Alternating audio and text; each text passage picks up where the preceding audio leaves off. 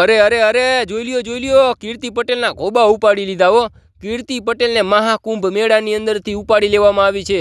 હવે કીર્તિ પટેલ કેમ 3-4 દિવસથી લાઈવ નથી કરતી? કીર્તિ પટેલ કેમ 3-4 દિવસથી સ્ટોરી નથી મૂકતી? કીર્તિ પટેલ ક્યાં ખોવાઈ ક્યાં ગઈ છે?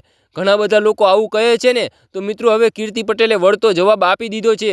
હવે મિત્રો વળતો જવાબ શું આપ્યો છે એ મિત્રો જાણવા માટે તમે આ વિડીયો પૂરેપૂરો જોઈજો। તો મિત્રો હવે આપણે આજના વિડીયોની વાત કરીએ ને તો હવે કીર્તિ પટેલ એમ કહે છે અત્યારે તો ગુજરાતની અંદર શાંતિ હશે કાં? અત્યારે હું નથી એટલે ગુજરાતની અંદર તો સાવ શાંત હશે। કીર્તિ પટેલ એમ કહે છે કે ટૂંક જ સમયની અંદર હું ગુજરાતની અંદર આવી રહી છું। અત્યારે હું મહાકુંભ મેળાની અંદર જઈ રહી છું। મહાકુંભ મેળાની અંદર હું મોટા મોટા સંતો મોટા સાધુઓના આશીર્વાદ લઈ અને હું પાછી આવવાની છું। કીર્તિ પટેલ એમ કહે છે અને ઘણા બધા લોકો તો એમ કહે છે કે કીર્તિ પટેલને હવે મહાકુંભ મેળાની અંદરથી ઉપાડી લો। કીર્તિ પટેલ જો ગુજરાતની અંદર આવશે ને તો હવે કેટલાય લોકોની પથારી ફેરવી નાખશે। ઘણા બધા લોકો એમ કહે છે પણ મિત્રો હવે કીર્તિ પટેલ મહાકુંભ મેળાની અંદર અત્યારે જઈ રહી છે તે વાત 100% સાચી છે। અને હવે મિત્રો આગળ કીર્તિ પટેલ શું કરે શું ન કરે એ તો આપણને નથી ખબર પણ ઘણા બધા લોકો એમ કહે છે કે કીર્તિ પટેલ અને ખજૂરભાઈનો જે વિવાદ ચાલતો હતો એ વિવાદનું સમાધાન કરી નાખ્યું છે।